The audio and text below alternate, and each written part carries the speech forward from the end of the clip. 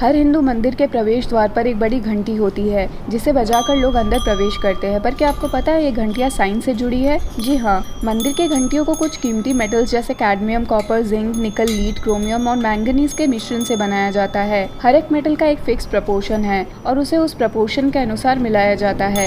यही नहीं, इन घंटियों को कुछ इस प्रकार डिजाइन किया जाता है कि इनके बजने पर हमारा दायां और बायां ब्रेन एकजुट हो जाता है। अगर आप ध्यान से सुने तो घंटी की ध्वनि 7 सेकंड तक रहती है, जो हमारे शरीर के हीलिंग सेंटर यानी 7 चक्रों को सक्रिय करने के लिए पर्याप्त है। ये ध्वनि हमारे शरीर को आराम पहुंचा हमारे मन में चल रहे सारे अनचाहे विचारों को हटाकर हमें केंद्रित करता है। मंदिर के अंदर प्रवेश के पहले घंटी बजाने का यही उद्देश्य है कि हम अपने मन के अंदर चल रहे हलचल को शांत कर मंदिर में मौजूद पॉजिटिविटी को एब्जॉर्व कर पाएं।